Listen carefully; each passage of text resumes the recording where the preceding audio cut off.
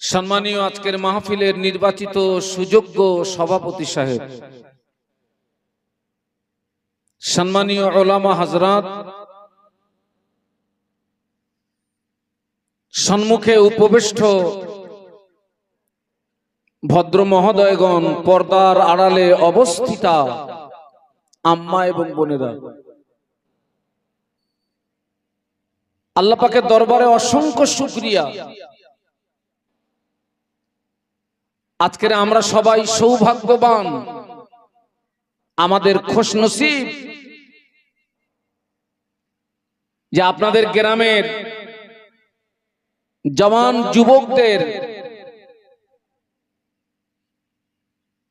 প্রচেষ্টায়, আপনাদের সার্বিক সহযোগিতায় আজকের আপনারা এমনই একটি মজলিস আপনারা আয়োজন করেছেন। এই জায়গাটি এমনই জায়গা,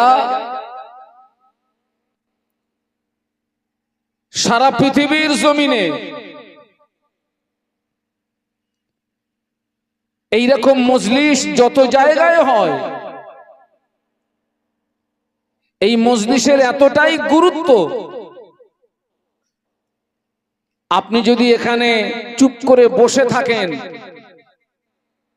আল্লাহ পাক এই মজলিসের বরকতে আপনার জীবনের সগীরা গুনাহগুলোকে আল্লাহ পাক মাফ করে দেন। এই জায়গাটি এমনই জায়গা, আপনি যদি এই জায়গায় বসে তওবা করেন, খালেস অন্তরে যদি তওবা করেন, আল্লাহ পাক আপনার জীবনের কবিরা গুনাহ তথা বড় বড় গুনাহগুলোকে আল্লাহ পাক মাফ করে দেন।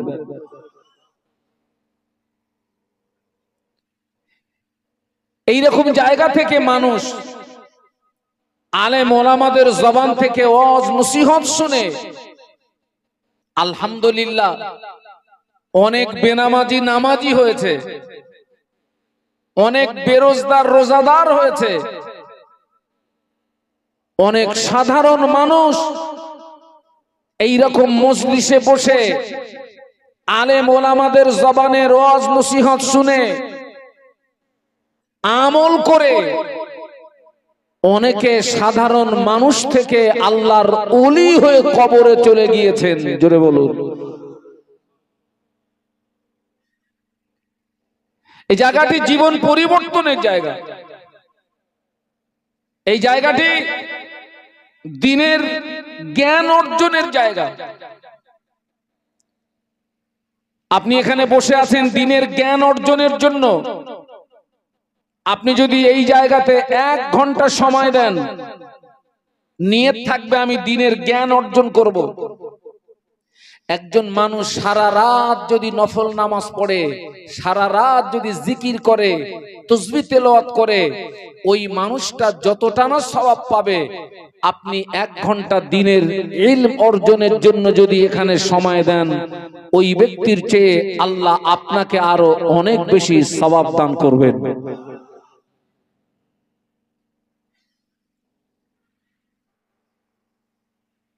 আল্লাহ নবী বললেন, আনতা আবুদাল্লাহ কান্নাকা তারাহু ফাইল্লাম তাকুন তারাহু ফাইন্নাহু ইয়ারাকা। আল্লাহ নবী বললেন, তোমরা যখন নামাজে দাঁড়াবে, ওই সময় মনে করবে আমি আমার আল্লাহকে দেখতে পাচ্ছি। আল্লাহর ওলি খাজা বাবা আজমিরি রহমাতুল্লাহ আলাইহি পাহাড়ের নিচে আল্লাহ পাকের নামাজে মশগুল, আল্লাহ পাকের ইবাদতে মশগুল, নামাজে ফানা হয়ে গিয়েছেন, ইশকে ভিতরে ডুবে গিয়েছেন। আল্লাহর ওলি নামাজের ভিতরে ডুবে গিয়েছেন, ফানা হয়ে গিয়েছেন। দেখতে পাওয়া যায় বেঈমানেরা ওই পাহাড়ের মাথার উপরে উঠে বিশাল একটা পাথর কেটে ফেলে দিয়েছে।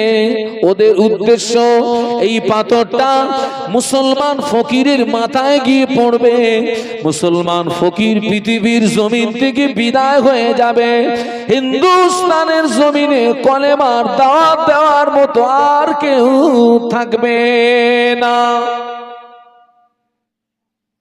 ও আমার মা, আমরা কোনো মুমিন হতে পারিনি, আমরা এখনো মুমিন হতে পারি নাই। আল্লাহর ওলি আল্লাহর ইবাদতে মশগুল, আল্লাহর ইবাদতে ডুবে গিয়েছে। বেঈমানেরা পাহাড়ের মাথা থেকে বিশাল পাথরটা কেটে ফেলে দিল। ওই পাথরটা গড়াতে গড়াতে আল্লাহর ওলির মাথায় পড়ার মতো উপক্রম হলো। আল্লাহর নবীর নজরে, আল্লাহর ওলির নজরে পড়ে গেল। আল্লাহর ওলি ওই সময় হাতের দুটি আঙুল বিশাল পাথরের গায়ে স্পর্শ করলেন। আল্লাহর হুকুমে বিশাল পাথরটা পাহাড়ের গায়ে দাঁড়িয়ে গিয়েছে। তার মানে সেই ইবাদত আমাদের দ্বারায় হয় না।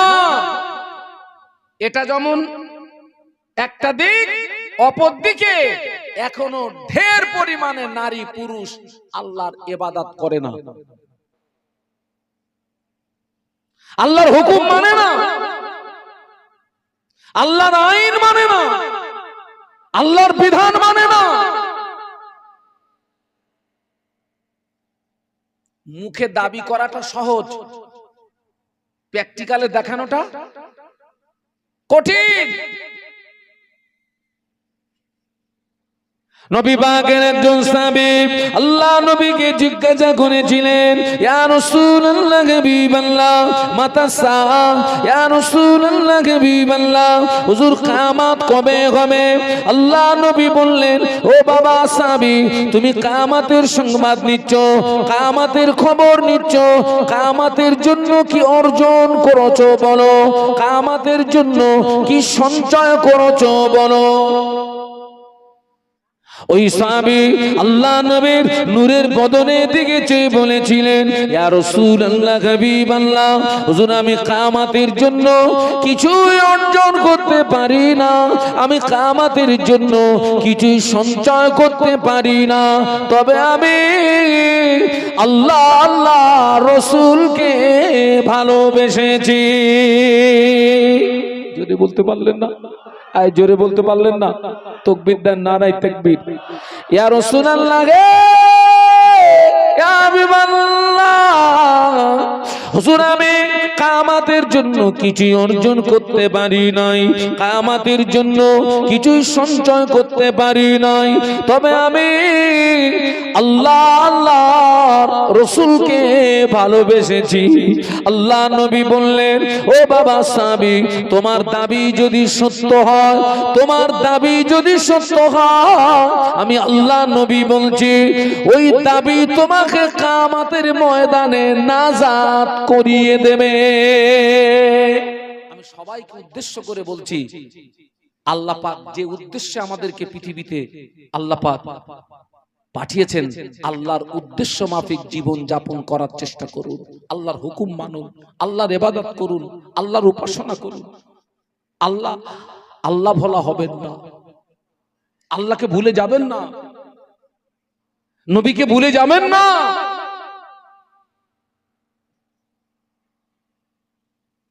আমাদের নবী বেগুনাহ, প্রত্যেকটা নবী বেগুনাহ, মাসুম, নবীদের কোনো গুনাহ নাই। আল্লাহর নবী বেগুনাহ মাসুম হওয়া সত্ত্বেও আল্লাহ নবী বসে বসে নয়, আল্লাহ নবী দাঁড়িয়ে দাঁড়িয়ে দাঁড়িয়ে দাঁড়িয়ে আল্লাহ নবী এত নামাজ পড়তেন, এত ইবাদত করতেন, আল্লাহ নবীর কাদম মোবারক দুটো ফুলে ফেটে রসানি গড়িয়ে যেত। সাহাবীরা জিজ্ঞাসা করেছিলেন, ইয়া রাসূলুল্লাহ হাবিব আল্লাহ, আল্লাহ তো আপনাকে বেগুনাহ মাসুম করেছেন, আপনার কোনো গুনাহ নাই, আল্লাহ তো আপনাকে বেগুনাহ মাসুম করেছেন। হুজুর আপনি এত নামাজ কেন পড়েন? হুজুর আপনি এত ইবাদত কেন করেন? আপনার কদম মোবারক দুটি ফুলে ফেটে রসারি গড়িয়ে যায়। আল্লাহ নবী কত সুন্দর জবাব দিয়েছিলেন, ও আমার সাহাবীরা, যে আল্লাহ আমাকে নবী বানালেন, যে আল্লাহ আমাকে রাসূল বানালেন, যে আল্লাহ আমাকে এত ইজ্জতের হকদার করলেন, আমি কি ওই আল্লাহ পাকের ইবাদতের ভিতর দিয়ে কিয়ামতের ময়দানে কি তার শুকরগুজার বান্দাদের দলভুক্ত হয়ে কি উঠব না?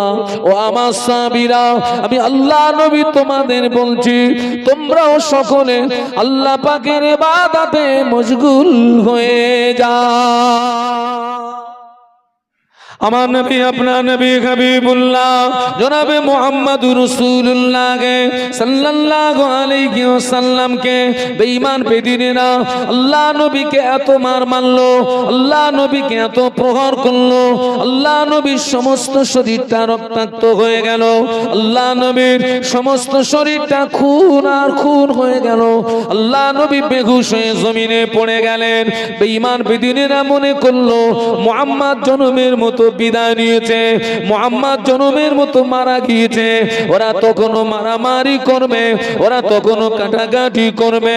ওই রকম করুণ পরিস্থিতিতে আল্লাহ নবীর প্রিয় সাহাবী আবু বকর সিদ্দিক রাদিয়াল্লাহু আনহু ছুটে গিয়ে আল্লাহ নবীকে পাজা করে তুলে নিয়ে একটুখানি দূরে একটা আঙ্গুর বাগানের ভিতরে প্রবেশ করে আল্লাহ নবীকে কোলের উপরে বসিয়ে নিলেন।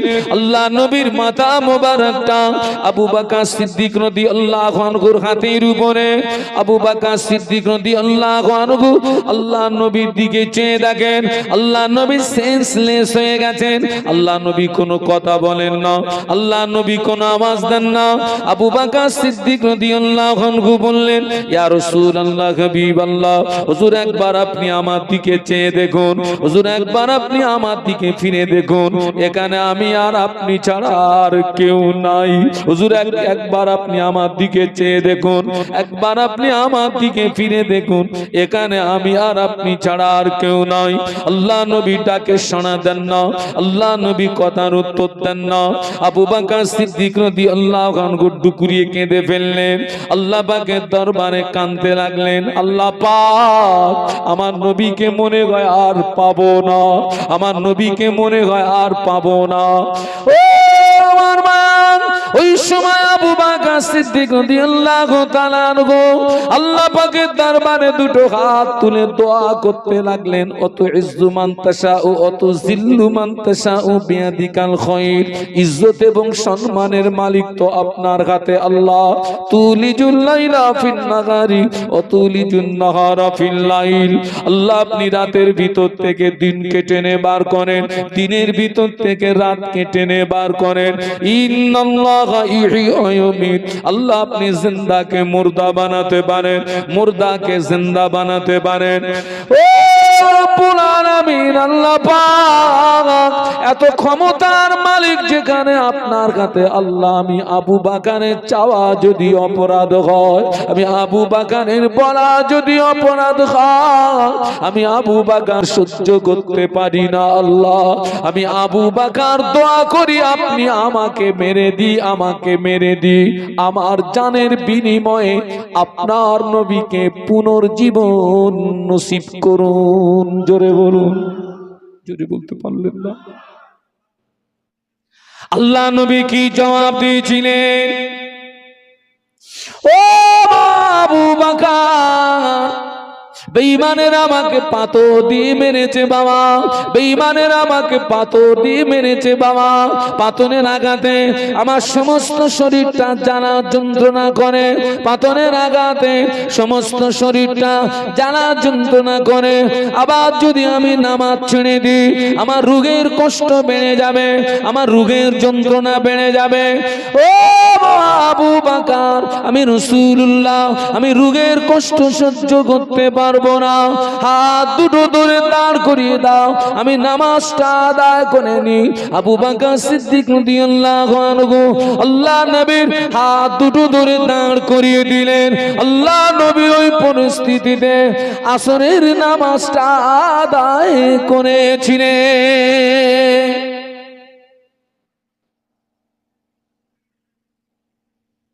আমার আগের হুজুর বিশ্বনবীর ইন্তেকালের কথা শোনাচ্ছিলেন না?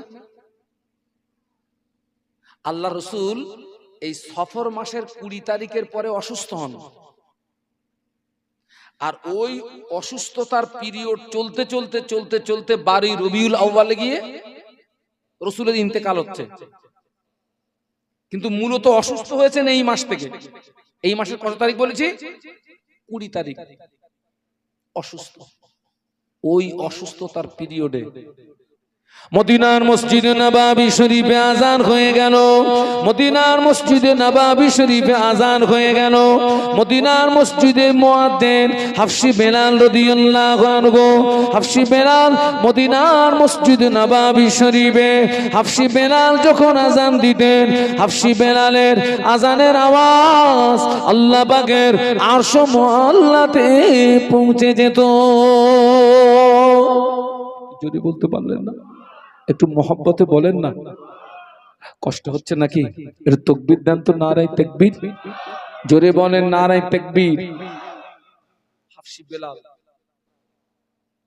মদিনার মসজিদের মুয়াজ্জিন,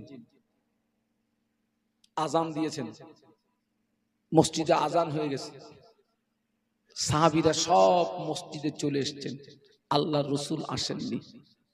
কেন?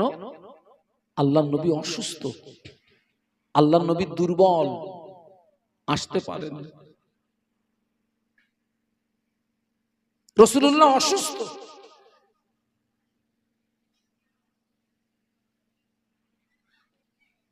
আল্লাহ নবীর সাহাবীরা অনেকক্ষণ ইন্তজার করার পরে হযরত আব্বাস রাদিয়াল্লাহু আনহু, হযরত বেলাল রাদিয়াল্লাহু আনহু আল্লাহ নবীর হুজরা শরীফের ভিতরে চলে গিয়ে আল্লাহ নবীকে সালাম দিলেন। আসসালামু আলাইকা ইয়া রাসূলুল্লাহ হাবিবাল্লাহ। আল্লাহ নবী সালামের জবাব দিলেন। আল্লাহ নবী বললেন, ও বাবা বেলাল, কি খবর নিয়ে আসলে? ইয়া রাসূলুল্লাহ হাবিবাল্লাহ, মানুষেরা নামাজের জন্য ইন্তজার করছে, মানুষেরা নামাজের জন্য অপেক্ষা করছে। আল্লাহ নবী বললেন, ও বেলাল, চলে যাও, মুর আবা বকরিন ফালিউসাল্লি বিন নাস, আমার আবু বকরকে কি বলো, আমার আবু বকর যেন মানুষের নামাজটাকে পড়িয়ে দেয়। আমি অসুস্থ আছি বাবা, আমি যেতে পারবো না, আমার আবু বকরকে গিয়ে বলো তো আমার আবু বকর যেন নামাজটা পড়িয়ে দেয়। আম্মা জান হযরত আয়েশা সিদ্দিকা রাদিয়াল্লাহু তাআলা আনহা আল্লাহ নবীর জবানের এই কথাটা শুনে আম্মা জান বলেছিলেন, ইয়া রাসূলুল্লাহ হাবিবাল্লাহ, হুজুর আমার আব্বা জানকে ইমামতির জায়গায় দাঁড় করাবেন না, আমার আব্বা জান নরম দিলের মানুষ, আমার আব্বা জানকে ইমামতির জায়গায় দাঁড় করিয়ে দিলে আমার আব্বা জান আপনাকে না পেয়ে আমার আব্বা জান রোনাজারি করবে, আমার আব্বা জান কেঁদে ফেলবে। হুজুর এই দায়িত্বটা আপনার অন্য কোন সাহসী সাহাবীকে দিন।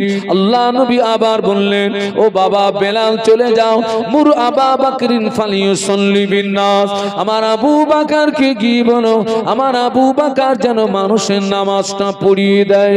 আল্লাহ নবীর অনুমতিতে আবু বকর হুজুরের ইমামতিতে মদিনার মসজিদে নববী শরীফে নামাজ শুরু হলো। মদিনার মসজিদে নববী শরীফে যখনই নামাজ শুরু হলো আল্লাহ নবী থাকতে পারলেন না, আল্লাহ নবী আর সহ্য করতে পারেন না। আল্লাহ নবী আলীকে ডাকলেন, আল্লাহ নবী আব্বাসকে ডাকলেন, দুইজন সাহাবী আল্লাহ নবীর হুজরা শরীফের ভিতরে গেলেন। আল্লাহ নবী দুই সাহাবীর কাঁধের উপরে ভর করে আল্লাহ নবী মসজিদে আসছিলেন। আল্লাহ নবী এত দুর্বল, সাহাবীদের কাঁধের উপরে ভর করার পরেও আল্লাহ নবীর কাদা মোবারক দুটো জমিনে খেসড়িয়ে যাচ্ছিল। আল্লাহ নবীর কাদাম মোবারক দুটো জমিনে নিগড়িয়ে যাচ্ছিল। ওই অবস্থায় নবীকে মসজিদে আনা হলো। আল্লাহ নবী মসজিদে আসলেন, সাহাবীরা নামাজের ভিতরে আল্লাহ নবীকে দেখতে পেয়ে কোন সাহাবী সুবহানাল্লাহ পড়লেন, কোন সাহাবী আলহামদুলিল্লাহ পড়লেন, কোন সাহাবী আল্লাহু আকবার পড়লেন। আবু বকর সিদ্দিক রাদিয়াল্লাহু আনহু ইমামতির জায়গা থেকে বুঝতে পেরেছেন আল্লাহ নবী মসজিদে চলে এসেছেন। ও আমার ভাইরা, সাহাবীরা আল্লাহ নবীকে কাঁধে করে নিয়ে আগিয়ে দিলেন, আল্লাহ নবীকে আগিয়ে দিলেন। আবু বকর সিদ্দিক রাদিয়াল্লাহু আনহু ইমামতির জায়গা থেকে পিছিয়ে আসলেন, আল্লাহ নবীকে আগিয়ে না হলো। ও যুবকেরা, জওয়ানেরা, আল্লাহ নবী অসুস্থ শরীরে শুধু নামাজ পড়েন না, আল্লাহ নবী অসুস্থ শরীরে সাহাবীদেরকে নিয়ে মদিনার মসজিদে নববী শরীফে আল্লাহ নবী বসে বসে বসে বসে সাহাবীদেরকে নিয়ে নামাজের ইমামতি করেছিলেন। যদি বলতে পারলেন না, মদিনার মসজিদে নববী শরীফে আবু বকর হুজুরের ইমামতিতে নামাজ হয়। যখনই নামাজ হয় আল্লাহ নবী আম্মা জান আয়েশাকে বললেন, ও আমার আয়েশা, আমার মাথাটাকে একটু উঁচু করে ধরো। আম্মা জান আয়েশা সিদ্দিকা রাদিয়াল্লাহু আনহা আল্লাহ নবী মাথাটাকে উঁচু করে ধরে ঘরের পর্দাটাকে সরিয়ে দেওয়া হলো। আল্লাহ নবী সাহাবীদের নামাজের দৃশ্যের দিকে তাকিয়ে আল্লাহ নবী চোখ দিয়ে দাদ্দার দাদ্দার দাদ্দার করে পানির টুসা গড়িয়ে যায়। আম্মা জান আয়েশা সিদ্দিকা রাদিয়াল্লাহু তাআলা আনহা বলেছিলেন, আম্মা জান বলেছিলেন, ইয়া রাসূলুল্লাহ হাবিবাল্লাহ, মা ইউবকিকা, কোন দুঃখে আপনি কাঁদছেন, কোন কষ্টে আপনি কাঁদছেন, কিসের জন্য আপনি রোনাজারি করেন? আল্লাহ নবী বললেন, আয়েশা, আজকের কান্নাটা আমার দুঃখের কান্না নয়, আজকের কান্নাটা আমার বেদনার কান্না নয়। ও আমার আয়েশা, এই নামাজকে প্রতিষ্ঠিত করতে গিয়ে আমি রাসূলুল্লাহ মক্কার মাটিতে আমাকে অনেক মার খেতে হয়েছিল। এই নামাজকে প্রতিষ্ঠিত করতে গিয়ে আমার দান্দান শহীদ হলো। এই নামাজকে প্রতিষ্ঠিত করতে গিয়ে মক্কার কাফেররা আমার মাথায় পচা উটের ভুঁড়ি চাপিয়ে ওরা আমাকে মারার চেষ্টা করেছিল। এই নামাজকে প্রতিষ্ঠিত করতে গিয়ে মক্কার কাফেররা আমার গলায় দড়ির ফাঁসি পরি ওরা আমাকে টানাটানি করেছিল। ও আমার আয়েশা, আমি রাসূলুল্লাহকে মসজিদে নাই, আমার সাহাবীরা যেভাবে জামাতে নামাজ আদায় করছে, আমার সাহাবীরা যেভাবে নামাজ আদায় করছে, ভবিষ্যতের একটা ছবি আমার সামনে ফুটে উঠলো। আমি রাসূলুল্লাহ একদিন টোটাল পৃথিবীর জমিনে থাকবো না, আমি রাসূলুল্লাহ একদিন পৃথিবী থেকে বিদায় নিয়ে চলে যাব। আমার সাহাবীরা এইভাবে জামাতে নামাজ আদায় করবে, ভবিষ্যতের এই ছবিটা আমার সামনে ফুটে উঠেছে। ওই আনন্দে আমার চোখের পানি গড়িয়ে যায়। ও আমার আয়েশা, আজকের কান্নাটা আমার দুঃখের কান্না নয়, আজকের কান্নাটা আমার বেদনার কান্না নয়, আজকের কান্নাটা হলো আমার আনন্দেরই কান্না। মদিনার মসজিদে নববী শরীফে আল্লাহ নবীর ইমামতিতে নামাজ হয়। মদিনার মসজিদে নববী শরীফে আল্লাহ নবীর ইমামতিতে নামাজ হয়।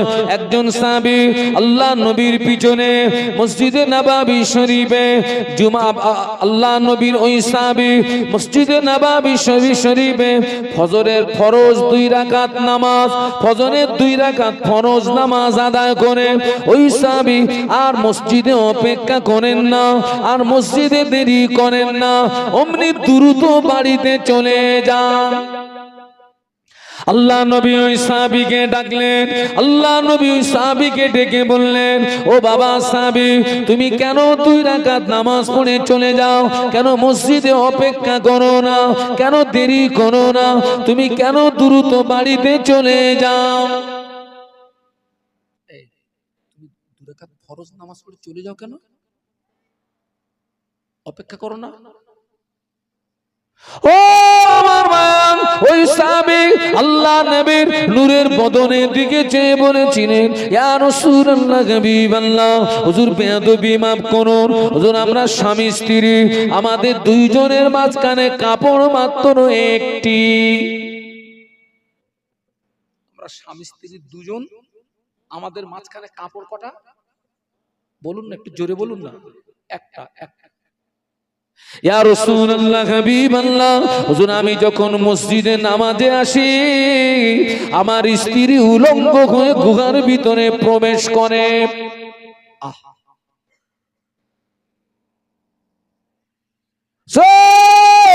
আমি যখন মসজিদে আসি, আমার স্ত্রী উলঙ্গ হয়ে গুহার ভিতরে প্রবেশ করে।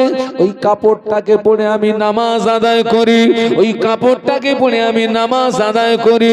আমি নামাজ আদায় করে আপনার ওয়াজ নসিহত শোনার জন্য আমি যদি অপেক্ষা করি, আমি যদি দেরি করি, সূর্য যদি উদয় হয়ে যায়, আমার বিবির নামাজটা কাজা হয়ে যাবে, আমার বিবির নামাজটা ছুটে যাবে। এই জন্য আমি অপেক্ষা না করে আমি জলদি গতিতে বাড়িতে চলে গিয়ে আমি উলঙ্গ হয়ে গুহার ভিতরে প্রবেশ করি। এই কাপড়টা পরে আমার বিবি নামাজ আদায় করে। আবার আমার বিবি উলঙ্গ হয়ে গুহার ভিতরে প্রবেশ করে। ওই কাপড়টাকে পরে আমি হালাল রুজি অন্বেষণের জন্য বেরিয়ে পড়ি। হুজুর দুজনের ভিতরে একটা শাড়ি হওয়ার কারণে, একটা কাপড় হওয়ার কারণে আমি আপনার ওয়াজ নসিহত শোনার জন্য সময় দিতে পারি না। আমি অমনি নামাজটা আদায় করে দ্রুত বাড়িতে চলে যাই।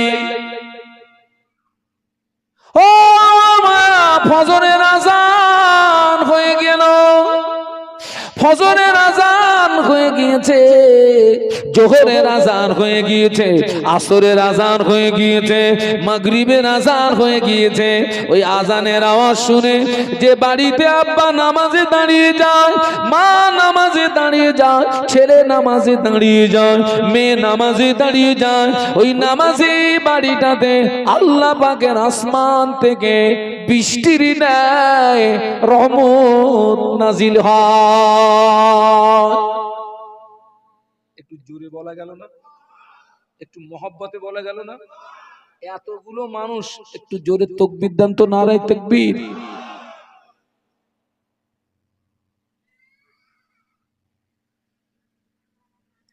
ও আমার মায়া, আল্লাহ নবী একদিন শীতের সময় আল্লাহ নবী ঘর থেকে বেরিয়ে একটি গাছের পাশে দাঁড়ালেন।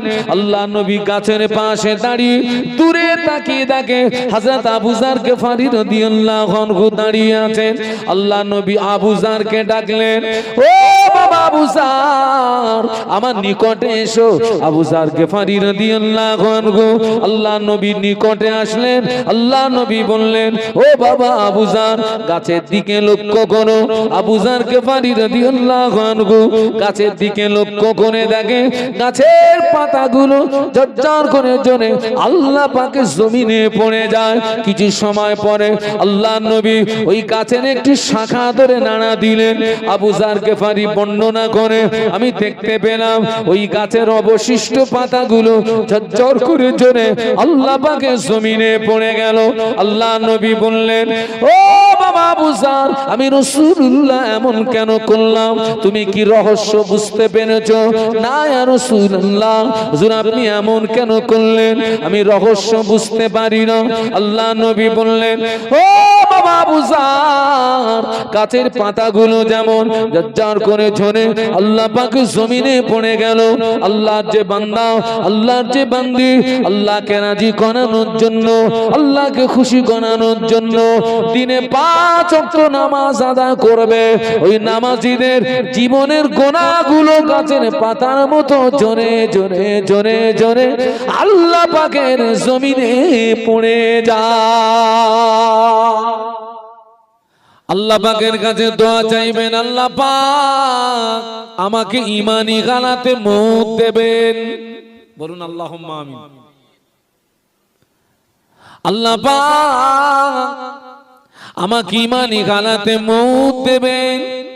জুমার দিনে মৌত দেবেন অথবা জুমার রাতে মৌত দেবেন, রমজান শরীফের মাসে মৌত দেবেন, রোজা অবস্থায় মৌত দেবেন, কদরের রাতে মৌত দেবেন, নামাজি গালাতে মৌত দেবেন, নামাজির সিজদা গালাতে মৌত দেবেন। জুমার দিন অথবা জুমার রাতে আল্লাহর কোন বান্দা আল্লাহর কোন বান্দির যদি মৌত হয়, আল্লাহ পাক ওই ব্যক্তি দিগকে শাহাদাতের মর্যাদা দান করে। আব্বাস রাদিয়াল্লাহু আনহু, আমির হামজা রাদিয়াল্লাহু তাআলা আনহু দুইজনে আল্লাহ পাকের দয়ার জান্নাতে চলে যাবে, কিন্তু আবু জাহাল আবু লাহাব ওই দুইজন জাহান্নামে চলে যাবে। ওরা আল্লাহর নবী পেল, আল্লাহর নবীর নসিহত শুনলো, নবীর কথা মানে না, নবীর কথা শোনে না, নবীর মতো চলে না, আল্লাহ পাক নারাজ হয়ে গেলেন, ঠিকানা হয়ে গেল জাহান্নাম। আব্বাস রাদিয়াল্লাহু তাআলা আনহু, আমির হামজা রাদিয়াল্লাহু তাআলা আনহু আল্লাহর নবীকে পেলেন, আল্লাহর নবীর ওয়াজ নসিহত শুনলেন, তারা নবীর প্রতি ঈমান আনলো, নবীর কথা মেনে নিল, নবীর মতো চলেছিলেন।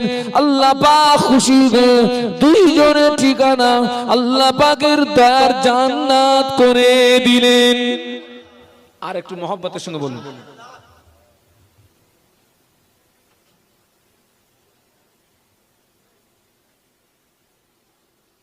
আপনি আলেমকে পেয়েছেন, আলেমের ওয়াজ নসিহত শুনেছেন, আপনি যদি আলেমের কথাটা না মানেন, আলেম যে রাস্তা আপনাকে দেখাবে ওই রাস্তায় যদি না চলেন, আপনার ঠিকানাটাও কোথায় হবে ওটা আমি বলতে পারবো না। বলে কি মার খাবো? রাসূলের হাদিস মানেন না মানেন না? মানেন। আল্লাহ নবী বললেন, মান ক্বালা লা ইলাহা ইল্লাল্লাহ ফাদাখালাল জান্নাহ।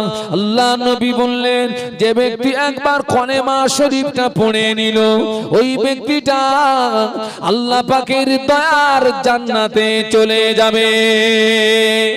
একটু মহব্বতে বলেন না, যে ব্যক্তি একবার কলেমা পড়লো ও ব্যক্তি কোথায় যাবে? আপনারা কলেমা পড়েছেন না পড়েননি? তাহলে এবার কি হবে?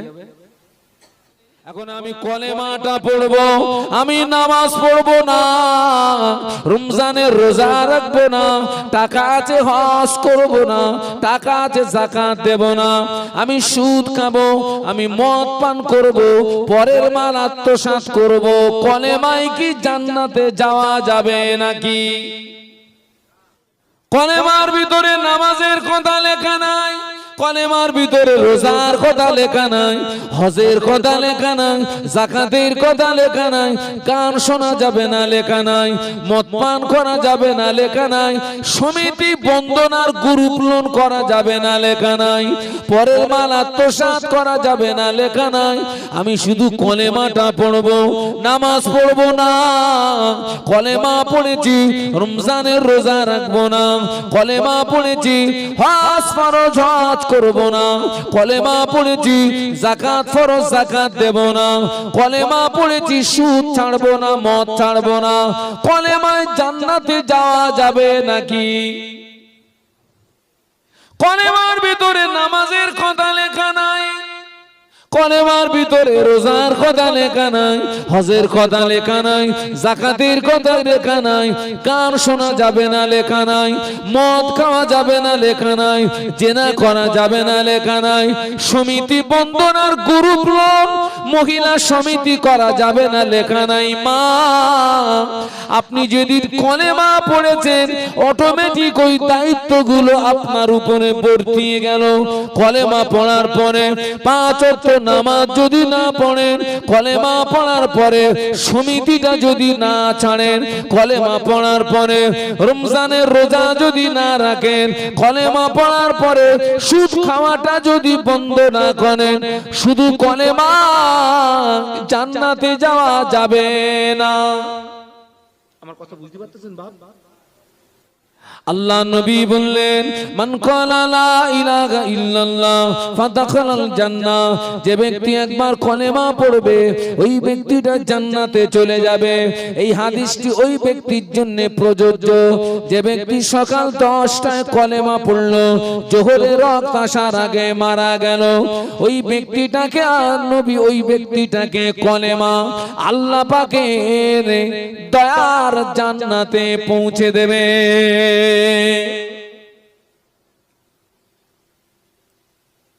ও যুবকেরা, ও আমার মায়েরা বোনেরা, আমরা কলেমা পড়ার পরে নামাজ পড়ার সময় পেয়েছি, কলেমা পড়ার পরে অন্যায় থেকে জীবন বাঁচানোর সময় পেয়েছি, কলেমা পড়ার পরে ভালো কাজ করার সময় পেয়েছি, কলেমা পড়ার পরে অন্যায় থেকে জীবন বাঁচানোর সময় পেয়েছি। এরপরেও যদি হগল বগল করে জীবন যাপন করি, কলেমায় জান্নাতে যাওয়াটা সহজ না কঠিন? আমার কথা বুঝতে পারছেন বাবা?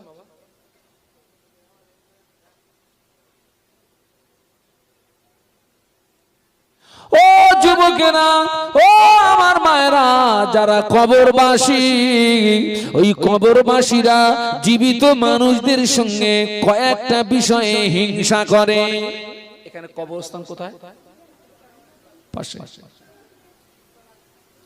ওই যারা মরে কবরে চলে গেছে বাবা,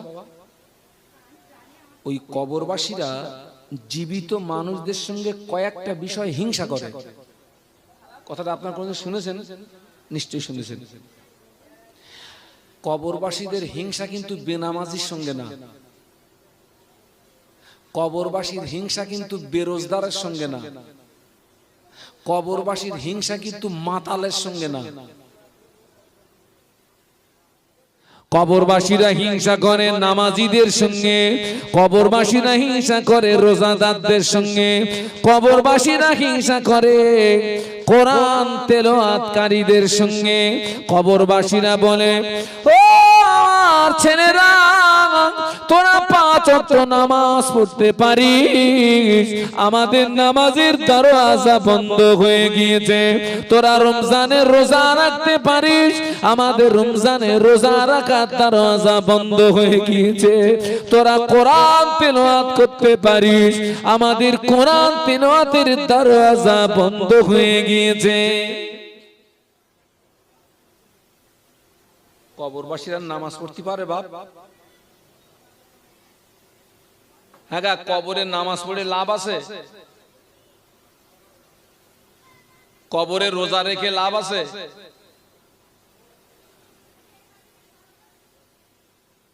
আল্লাহর ওলি রাস্তা দিয়ে হেঁটে যায়, রাস্তার পাশে একটি কবরস্থান, ওই কবরস্থানের ভিতর থেকে কোরআন তিলাওয়াতের আওয়াজ শুনতে পাওয়া যায়।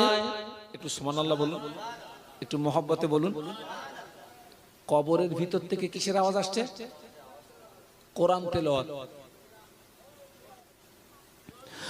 হুজুরের ছেলে ইন্তেকাল হয়ে গেল, লাশ গোসল দেওয়া হলো, কাপড়ের কাপড় পরানো হলো, খাটিয়ায় করে লাশ তুলে নি জানাজা নামাজ পড়ানো হলো।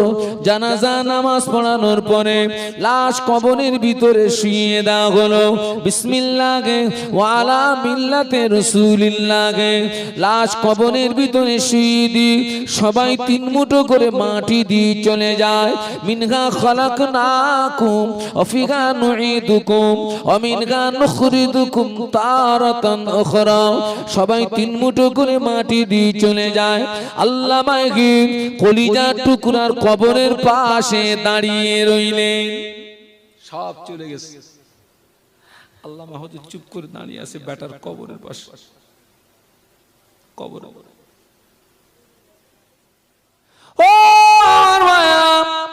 লাশ কবরের ভিতরে শুইয়ে দিয়ে 40 কদম আসতে যতটুকু সময়, এর ভিতরে 2 জন ফেরেশতা কবরের ভিতরে আসে।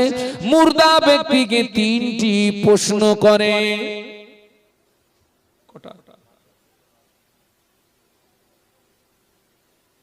আল্লামা রুহুল আমিন রহমাতুল্লাহ আলাইহি বেটার কবরের পাশে দাঁড়িয়ে অন্তরের চোখে কবরের ভিতরের হাল হকিকতটা দেখতে পাচ্ছেন। সুবহানাল্লাহ বলবেন না? আরো জোরে বলুন। কবরের পাশে দাঁড়িয়ে, কবর কিন্তু খোলা না, বলো কবর কি? মাটি কমপ্লিট। কবরের পাশে দাঁড়িয়ে অন্তরের চোখে কি দেখছে? ভিতরের হাল কি হচ্ছে? আল্লামা হুজুর দেখতে পেলেন বাবা আব্দুল হকিম মুনকার নাকিরের জবাব দিতে ভীত হয়ে পড়েছে, ভয় পাচ্ছে, ভীত সন্ত্রস্ত হয়ে গেছে। হুজুর আল্লামা কবরের পাশে দাঁড়িয়ে দাঁড়িয়ে দেখছেন, ছেলে ভয় পাচ্ছে। আল্লামা হুজুর কবরের পাশে দাঁড়িয়ে দাঁড়িয়ে অন্তরের চোখে ওই দৃশ্যটা দেখতে পেয়ে বলেছিলেন, ও বাবা আব্দুল হকিম, ভয় পেও না বাবা, ভীতু হইও না বাবা, আমি তোমার আব্বা জান কবরের পাশে দাঁড়িয়ে রয়েছি। ও বাবা আব্দুল হকিম, আমি তোমাকে কবরের পাশে দাঁড়িয়ে দাঁড়িয়ে মুনকার নাকির সওয়ালের জবাব বলে দিচ্ছি বাবা, তুমি কবরের ভিতরে শুয়ে শুয়ে আমার কথা মতো ফেরেশতাদের জবাব দিয়ে দাও।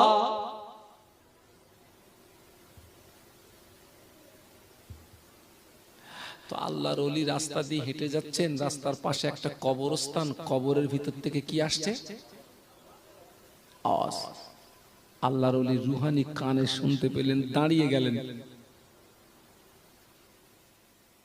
কবরের ভিতর থেকে কোরআন তেলাওয়াতের আওয়াজ, কত শ্রুতি মধুর আওয়াজ, মিষ্টি আওয়াজ, কবরের ভিতর থেকে কোরআন তেলাওয়াতের আওয়াজ ভেসে আসে। যিনি কবরের ভিতরে শুয়ে আছেন উনি হলেন হাফেজে কোরআন। সুবহানাল্লাহ, একটু জোরে বলেন। কবরের ভিতরে শুয়ে শুয়ে কোরআন পড়ছে, আর আল্লাহর ওলি দাঁড়িয়ে গেলেন।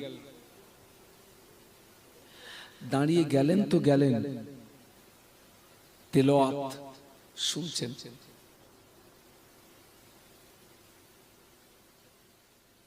কবরের পাশে দাঁড়িয়ে দাঁড়িয়ে কোরআন তেলাওয়াতের আওয়াজ শোনার শুনে হুজুর আমার অনেকক্ষণ ধরে শুনছিলেন।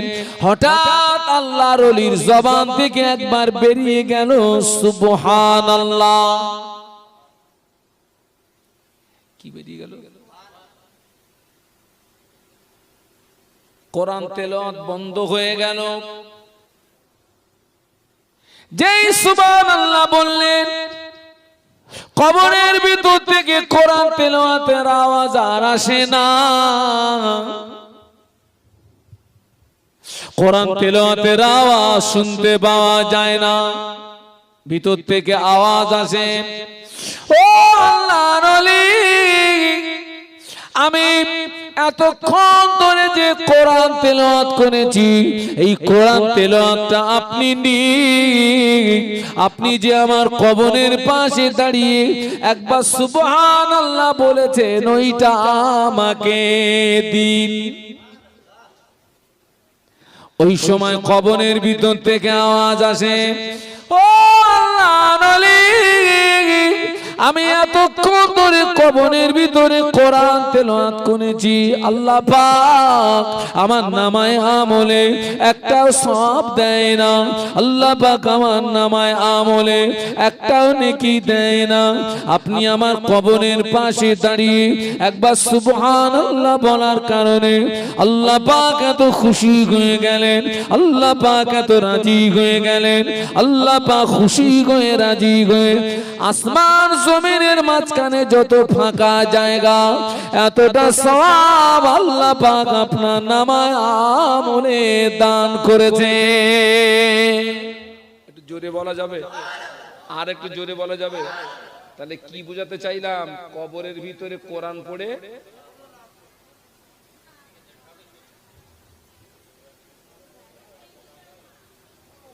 কবরে নামাজ পড়ে সওয়াব পাবেনি বাপ। কবিতার ভাষায় বলে जो करना है कर ले आसमां के साया तले हशर तक सोता रहेगा खाक के साया तले जो करना है कर ले आसमां के साया तले हशर तक सोता रहेगा खाक के साया तले जा किछु करार करे नाओ आसमानेर छायार नीचे केनना कियामत পর্যন্ত শুয়ে থাকতে হবে মাটির ছায়ার নিচে। জবান খুলে বলুন আল্লাহু আকবার, আরো জোরে বলুন আল্লাহু আকবার, আরো মহব্বতের সঙ্গে বলুন আল্লাহু আকবার। ভাইরে, অনেকে আমাদের বলে যে হুজুর আপনাদের সঙ্গে আমাদের এত সুসম্পর্ক মহব্বত, আপনাদের ওসিলায় আমরা কে পেরিয়ে যাব। আবার দলিল দেয় কি বলে হুজুর এখন মিনিকেট চালের কুইন্টাল কত হাগা, তাও কত বলে, হ্যাঁ কুইন্টাল কুইন্টাল 4000। এক কুইন্টাল চারের ভিতরে 25 গ্রাম হলেও কালো মাছি থাকে না থাকে না থাকে, ওটা কত দামে বিক্রি হয়? চারেই যায়। ওরে যদি আলাদা করে বিক্রি করি বাদ। কমিটির ছেলেরা দলিল দিচ্ছে হুজুর আপনারা সব ফ্রেশ মিনিকেট, আমরা কালো মাছি ওই আপনাদের সঙ্গে আসি। কোথায় পেলি তুই দলিলটা? এই দেখ খোকাই, দেখ এই দেখ অবস্থা দেখ। আল্লাহ নবীর উপরে কোরআনের এই আয়াত যখন নাজিল হলো, ওয়ানজিরা শিরাতাকাল আকরাবিন, এই আয়াত যখন নাজিল হলো আল্লাহ নবী আহলে বায়াতদের ডাকলেন, আল্লাহ নবী আলীকে ডাকলেন, আল্লাহ নবী হাসান হুসাইনকে ডাকলেন, আল্লাহ নবী কন্যা ফাতেমাকে ডাকলেন, আল্লাহ নবী আলীকে ডেকে বললেন আলী কিয়ামতের ময়দানে নবীর জামাই হিসাবে তোমার বিচার হবে না, আলী কিয়ামতের ময়দানে বিচার হবে তোমার আমলের উপরে। সুবহানাল্লাহ বলুন, আরো জোরে বলুন। রাসূল বলছেন, কাকে বলছেন? শেরে খোদা আলীকে। নবীর উপরে কোরআনের এই আয়াত যখন নাজিল হলো আল্লাহ বলছেন তোমার নিকট ব্যক্তির দেখে তোমার নিকটতম ব্যক্তিদের তুমি আযাবের ভয় দেখাও, জাহান্নামের ভয় দেখাও। আল্লাহ নবী হাসান হুসাইনকে ডাকলেন, আল্লাহ নবী হাসান হুসাইনকে ডেকে বললেন ও বাবা হাসান, বাবা হুসাইন, কিয়ামতের ময়দানে নবীর নাতি হিসাবে তোমাদের বিচার হবে না, নবীর নাতি হিসাবে বিচার হবে না। ও বাবা হাসান, বাবা হুসাইন, বিচার হবে তোমাদের আমলের উপরে। আমলকে ভালো করে মজবুত করো বাবা, আমলকে ভালো করে গঠন করো বাবা। যে হাসান হুসাইনকে আল্লাহ নবী এত হুঁশিয়ারি বাণী শোনাচ্ছেন, ওই হাসান হুসাইন সম্পর্কে আল্লাহ নবী বললেন তামাম পৃথিবীর যত যুবক যারা জান্নাতি হবে, আমার হাসান হুসাইন হবে জান্নাতে যুবকদেরই সরদার। যদি বলতে পারলেন না, হাসান হুসাইনকে সাফ বললেন হাসান হুসাইন কিয়ামতের মাঠে নবীর নাতি হিসাবে বিচার হবে না, বিচার হবে তোদের আমলের উপরে, আমলের উপরে। অথচ হাসান হুসাইন হবে জান্নাতে যুবকদের সরদার। একটু জোরে বলুন। আল্লাহ নবী কন্যা ফাতেমাকে ডাকলেন ও মা ফাতেমা, ও মা ফাতেমা, কিয়ামতের ময়দানে নবীর কন্যা হিসেবে বিচার হবে না মা, নবীর মেয়ে হিসেবে বিচার হবে না মা, বিচার হবে তোর আমলের উপরে। আমলকে ভালো করে গঠন করবি মা, আমলকে ভালো করে মজবুত করবি মা। অথচ আল্লাহ নবী ফাতেমা সম্পর্কে বলেছেন ও আমার সাহাবীরা, তামাম পৃথিবীর যত নারী যারা জান্নাতি হবে, আমার কন্যা ফাতেমা জান্নাতে মেয়েদেরই সরদারিনী হবে। তামাম পৃথিবীর যত নারী যারা জান্নাতি হবে আমার ফাতেমা হবে জান্নাতে মেয়েদের সরদারিনী। আল্লাহ নবী বললেন ও মা ফাতেমা কিয়ামতের ময়দানে নবীর জামাই হিসাবে নবীর মেয়ে হিসাবে তোর বিচার হবে না মা, নবীর কন্যা হিসাবে তোর বিচার হবে না মা, বিচার হবে তোর আমলের উপরে। আল্লাহ নবী যে ফাতেমাকে এমন হুঁশিয়ারি বাণী দিলেন, হযরত ফাতেমার জীবনী খুললে দেখা যায় হযরত ফাতেমার জীবনে কোনোদিন তাহাজ্জুদের নামাজ কাজা ছিল না। আরো জোরে বলুন, কোন নামাজ কাজা নেই? তার জীবনে কোন ফরজ নামাজ কাজা আছে বিশ্বাস হবে? আল্লাহ রাসূল বললেন আনতা আবুদাল্লাহা কাআন্নাকা তারাহু ফাইন লাম তাকুন তারাহু ফাইন্নাহু ইয়ারাকা। মিশকাত শরীফ। আল্লাহ নবী বললেন তোমরা যখন নামাজে দাঁড়াবে ওই সময় মনে করবে তুমি তোমার স্রষ্টাকে দেখতে পাচ্ছ, ওটা যদি সম্ভব না হয় ওই সময় মনে করবে তোমার রব তোমাকেই দেখতে পাচ্ছে। নবীর মেয়ে ফাতেমা নামাজে মশগুল, হঠাৎ দুটো বাচ্চার ঘুম ভেঙে গিয়েছে, কান্নার আওয়াজে হযরত ফাতেমার নামাজে ডিস্টার্ব হতে পারে, হযরত ফাতেমার নামাজে ব্যাঘাত ঘটতে পারে। আল্লাহ পাক ঘুমায় না, ঘুমায় না। আল্লাহ ঘুমায়? এই যে হযরত ফাতেমা নামাজ পড়ছেন, বাচ্চাদের ঘুম ভেঙে গেছে, এগুলো আল্লাহ দেখে না? দেখে না? ও আমার আল্লাহ পাক জিবরাইলকে ডাকলেন, ও আমার জিবরাইল চলে যাও, জমিনে চলে যাও, আমার মোহাব্বতের বান্দি ফাতেমা আমার নামাজে মশগুল, দুটো বাচ্চার ঘুম ভেঙে গিয়েছে, কান্নার আওয়াজে আমার মোহাব্বতের বান্দি ফাতেমার নামাজে অসুবিধা হতে পারে, নামাজে ব্যাঘাত ঘটতে পারে না। ও জিবরাইল চলে যাও, জমিনে চলে গিয়ে হাসান হোসেনের দোলনাটা ধরে একটু দোল দিয়েছো, যাতে আমার মোহাব্বতে বান্দি ফাতেমা নামাজে যেন ডিস্টার্ব না হয়। আর একটু জোরে বলুন। ফেরেশতা জিবরাইল আমিন আলাইহিস সালাম জমিনে এসে হযরত ফাতেমার গলার টোন ধরে, ফাতেমার গলার আওয়াজ ধরে হাসান হোসেনের দোলনা ধরে দোল দিতে থাকে। একটু জোরে বলা যাবে না? একটু মোহাব্বতে বলা যাবে না? বাপ বেটা মিলে বলা যাবে না?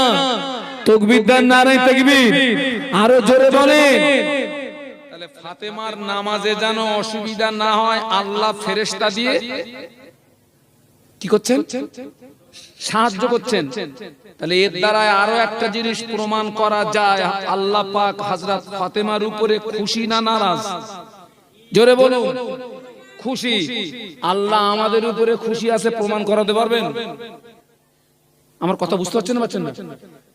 আল্লাহ হযরত ফাতেমার নামাজে যেন অসুবিধা না হয় ফেরেশতা দিয়ে সহযোগিতা করছেন, মানে নিশ্চয় আল্লাহ কি খুশি।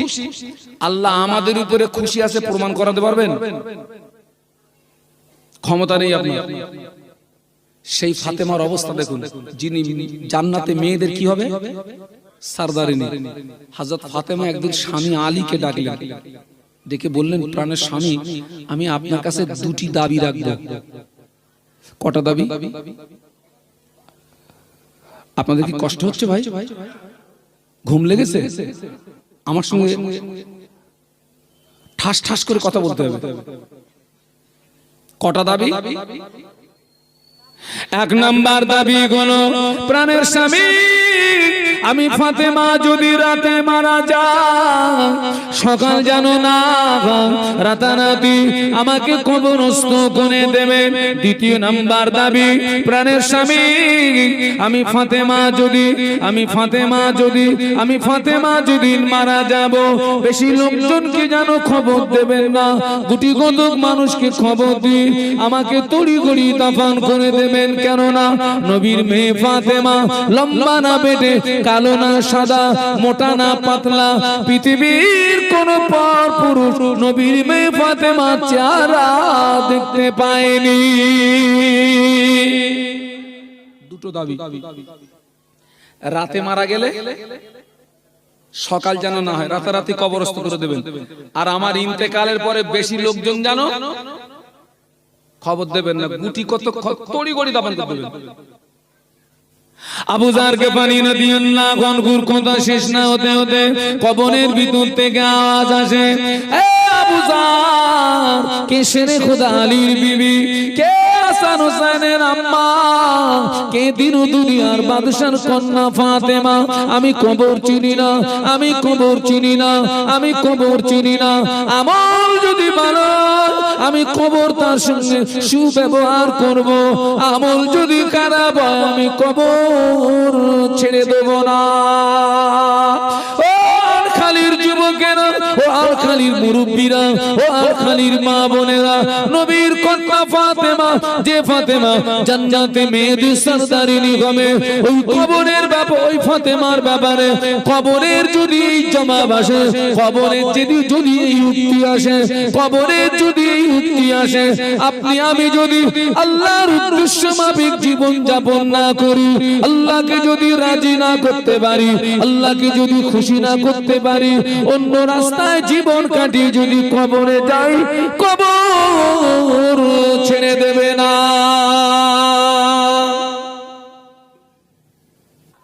তাম পৃথিবীর যত যুবক যারা জান্নাতি হবে, আমার হাসান হোসেন হবে জান্নাতের যুবকদের সরদার। জোরে বলুন।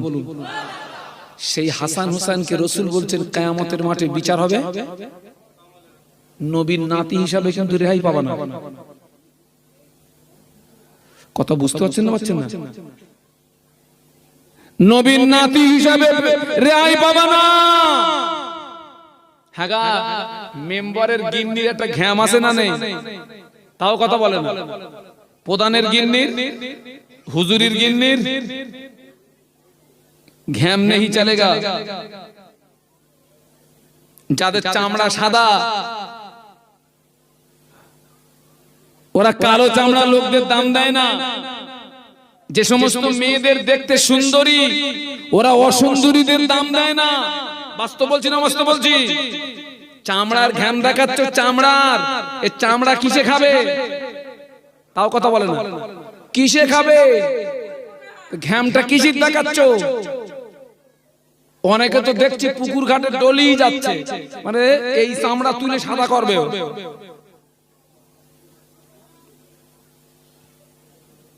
আপনারা আবু জেহেলকে দেখেছেন? যারা চুপ করে আছেন মনে হয় দেখেছেন, দেখেছেন। আমার 14 পুরুষ দেখিনি, তবে ও শয়তানের দেখতে ছিল কাশ্মীরি আপেলের মতো, এত সুন্দর দেখতে ছিল। বেলাল হুজুরকে দেখেছেন, কিন্তু শুনেছেন হুজুরকে দেখতে কেমন ছিল? কয়লা কয়লা। দুটো মানুষের ভিতরে ডিফারেন্স দেখুন। আবু জাহাল হলো জাহান্নামের কীট, আবু জাহাল হলো জাহান্নামের পোকা, আবু জাহাল হলো জাহান্নামের খোরাক। হাফসি বেলাল হলেন আল্লাহ পাকের জান্নাতের মেহমান। জোরে বলতে পারলেন না? জোরে বলতে পারলেন না? তাকবীর দেন, নারায়ে তাকবীর। জোরে বলেন নারায়ে তাকবীর। মেরাজের রাতে আল্লাহ নবী জান্নাত জাহান্নাম পরিদর্শন করেছিলেন। আল্লাহ নবী জান্নাত পরিদর্শন করতে গিয়ে হাফসি বেলালের পায়ের আওয়াজ নবী শুনতে পেয়েছিলেন। আল্লাহ নবী মেরাজ থেকে ফিরে এসে বেলালকে ডেকে জিজ্ঞাসা করলেন, ও বাবা বেলাল, কি ইবাদত করো বাবা, কি আমল করো বাবা? আমি রাসূলুল্লাহ, আমি জান্নাতের ভিতরে তোমার পায়ের আওয়াজ শুনতে পেয়েছি। বেলাল রাদিয়াল্লাহু আনহু আল্লাহ নবীর নূরের বদনের দিকে চেয়ে বলেছিলেন, ইয়া রাসূলুল্লাহ, হাবিবাল্লাহ, ইবাদত তেমন কিছু করতে পারি না, আমল তেমন কিছু করতে পারি না, তবে আমি সর্বক্ষণ পবিত্র হালাতে থাকার চেষ্টা করি। আল্লাহ কোরআনে বললেন, ইন্নাল্লাহা ইউহিব্বুত তাওয়াবিনা ওয়া ইউহিব্বুল মুতাতাহহিরিন। আল্লাহ তওবাকারীকে বড় ভালোবাসে, পবিত্রতা অর্জনকারীকে বড় ভালোবাসে। এই যুবকেরা, বেলাল হুজুরের উযু নষ্ট হয়ে গেলে সঙ্গে সঙ্গে উযু করে নিয়ে 2 রাকাত তাহিয়াতুল উযু নামাজ আদায় করে নিতে। জোরে বলো না।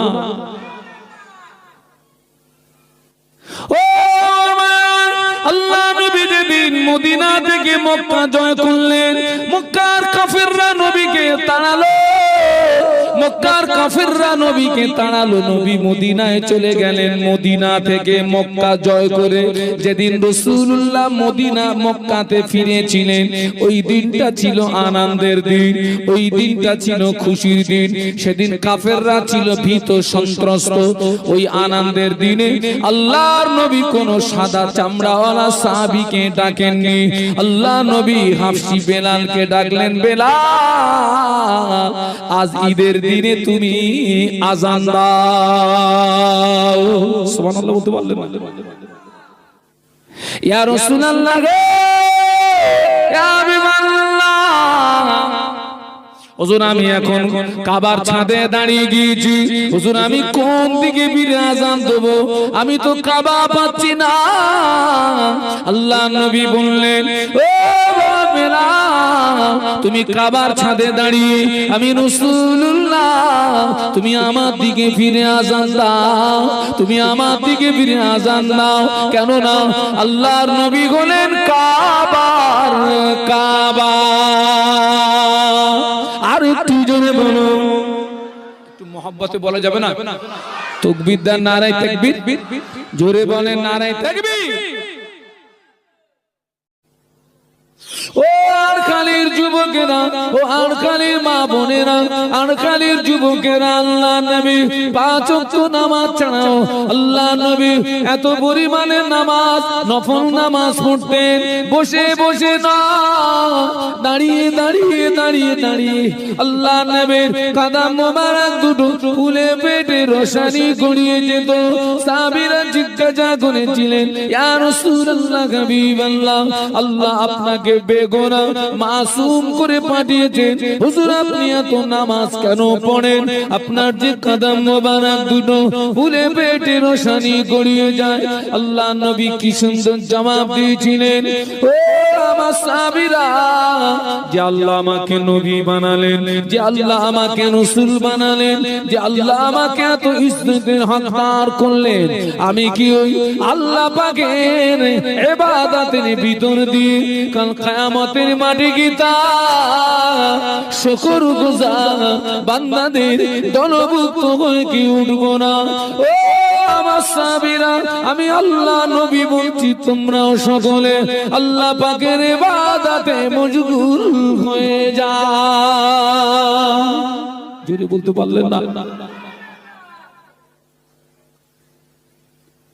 বেঈমান বেদিনেরা আল্লাহ নবীকে এত মার মারলো, বেঈমান বেদিনেরা আল্লাহ নবীকে এত প্রহার করলো, আল্লাহ নবীর সমস্ত শরীরটা রক্তাক্ত হয়ে গেল, আল্লাহ নবীর সমস্ত শরীরটা খুনাখুন হয়ে গেল, আল্লাহ নবী বেহুশ হয়ে জমিনে পড়ে গেলেন। বেঈমানেরা মনে করলো মুহাম্মদ জনমের মতো বিদায় নিয়েছে, মুহাম্মদ জনমের মতো মারা গিয়েছে। ওরা তখনও মারামারি করবে, ওরা তখনও কাটাকাটি করবে। ওই রকম করুণ পরিস্থিতিতে আল্লাহ নবীর কলিজা ছাড়া সাহাবী আবু বকর সিদ্দিক রাদিয়াল্লাহু আনহু ছুটে গিয়ে আল্লাহ নবীকে পাজা করে তুলে নিয়ে একটুখানি দূরে একটা আঙ্গুর বাগানের ভিতরে প্রবেশ করে আবু বকর সিদ্দিক রাদিয়াল্লাহু আনহুকে কোলের উপরে বসিয়ে নিলেন। আল্লাহ নবীর মাথা মোবারকটা আবু বকর সিদ্দিক রাদিয়াল্লাহু আনহুর হাতের উপরে, আবু বকর সিদ্দিক রাদিয়াল্লাহু আনহু আল্লাহ নবীর নূরের বদনের দিকে চেয়ে বলেছিলেন, ইয়া রাসূলুল্লাহ হাবিবাল্লাহ, হুজুর আপনি আমার দিকে চেয়ে দেখুন, এখানে আর আমি আর আপনি ছাড়া আর কেউ নাই। হুজুর একবার আপনি আমার দিকে চেয়ে দেখুন, এখানে আমি আর আপনি ছাড়া আর কেউ নাই। আল্লাহ নবীর ডাকে সাড়া দেন না, আল্লাহ নবী কথার উত্তর দেন না। আবু বকর সিদ্দিক রাদিয়াল্লাহু আনহু টুকরিয়ে কেঁদে ফেললেন, আল্লাহ পাক আমার নবীকে মনে হয় আজ জীবিত পাবো না, আমার নবীকে মনে হয় আজ জিন্দা পাবো না। আবু বকর সিদ্দিক রাদিয়াল্লাহু আনহু ওই সময় আল্লাহ পাকের দরবারে ফরিয়াদ করতে লাগলেন, আল্লাহ পাক অত ইজ্জু মান তাশা ও তুযিল্লু মান তাশা ও বিয়াদিকাল খায়র, ইজ্জত এবং সম্মানের মালিক তো আপনার হাতে আল্লাহ। তুলিজুল লাইলা ফিন নারি ও তুলিজুন নাহারা ফিল লাইল, আল্লাহ আপনি রাতের ভিতর থেকে দিনকে টেনে বার করেন, দিনের ভিতর থেকে রাতকে টেনে বার করেন। ইন্নাল্লাহা ইহয়ি ওয়া ইউমীত, আল্লাহ আপনি জিন্দাকে মুর্দা বানাতে পারেন, মুর্দাকে জিন্দা বানাতে পারেন। ও রব্বুল আলামিন আল্লাহ পাক, আমি আবু বকরের চাওয়া যদি অপরাধ হয়, আমি আবু বকরের বলা যদি অপরাধ হয়, আমি আবু বকর সহ্য করতে পারি না। আমি আবু বকর দোয়া করি আপনি আমাকে মেরে দিন, আমার জানের বিনিময়ে আপনার নবীকে পুনর্জীবন নসিব করুন। জোরে বলুন। আবু বকর সিদ্দিক রাদিয়াল্লাহু আনহু কাঁদছিলেন, আল্লাহ আমি মরে যাই, আমার জানের বিনিময়ে কাকে বাঁচাও? আমার নবীকে বাঁচাও। হুজুরের দুফোঁটা চোখের পানি, আবু বকর হুজুরের দুফোঁটা চোখের গরম পানি আল্লাহর নবীর নূরের বদনে যেই পড়ে গেল, আল্লাহর নবী হুঁশ ফিরে পেলেন। একটু জোরে বলুন, আরো জোরে বলুন, অজ বোঝেন, মজা লাগবে। আল্লাহ রসুল হুঁশ ফিরে পেলেন, আবু বকরের দিকে চেয়ে চেয়ে দেখছেন। আবু বকর সিদ্দিক রাদিয়াল্লাহু আনহু আল্লাহর নবীর পেশানিতে একটা চুমা দিলেন, দিয়ে বলছেন, হুজুর আপনার কষ্ট হচ্ছে? আপনার শারীরিক কোনো কষ্ট হচ্ছে? আপনার দমের কোনো কষ্ট হচ্ছে? আহা, আল্লাহ নবী কি জবাব দিয়েছিলেন? ও আবু বকর, ও আবু বকর, আমার দমের কষ্ট হয় কিনা, নিঃশ্বাসের কষ্ট হয় কিনা, সব কথা পরে খুলে বলবো। আবু বকর আগে বলো না, সূর্য কি ডুবে গেল নাকি, সূর্য কি অস্তমিত গেল নাকি? আমি রাসূলুল্লাহ আসরের নামাজ পড়া হয় নাই। ইয়া রাসূলুল্লাহ কে বিবাল্লাহ, সূর্য ডুবে যায় না, সূর্য ডুবে যাবার পূর্ব মুহূর্ত আর কিছু সময় পরে সূর্য ডুবে যাবে। আল্লাহ নবী বললেন, ও আবু বকর আমার হাত দুটো ধরে দাঁড় করিয়ে দাও, আমি রাসূলুল্লাহ নামাজ আদায় করে নি। না ইয়া রাসূলুল্লাহ, আপনার সমস্ত শরীরটা রক্তাক্ত, খুন আর খুন। হুজুর আপনাকে এখন নামাজ পড়তে হবে না, হুজুর আপনি এখন একটু বিশ্রাম করুন, মাগরিবের নামাজের পরে নাই নামাজ কাজা আদায় করে দেবেন। আল্লাহ নবী বললেন, না ও আবু বকর, একদিকে বেঈমানের আমাকে পাথর দিয়ে মেরেছে, পাথরের আঘাতে সমস্ত শরীরটা জ্বালা যন্ত্রণা করে, অপরদিকে যদি আমি নামাজ ছেড়ে দিই আমার রোগের কষ্ট বেড়ে যাবে, আমার রোগের যন্ত্রণা বেড়ে যাবে। ও আবু বকর, আমি রাসূলুল্লাহ আমি রোগের কষ্ট সহ্য করতে পারবো না, হাত দুটো ধরে দাঁড় করিয়ে দাও, আমি রাসূলুল্লাহ নামাজ আদায় করে নি। আবু বকর সিদ্দিক রাদিয়াল্লাহু আনহু আল্লাহ নবীর হাত দুটো ধরে দাঁড় করিয়ে দিলেন। আল্লাহ নবী ওই পরিস্থিতিতে আসরের নামাজ আদায় করেছিলেন। আরো জোরে বলুন।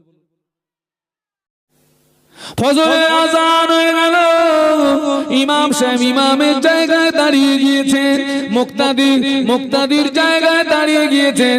একটা মুক্তাদির বয়স 70 বছর আর একটা মুক্তাদির বয়স 25 বছর।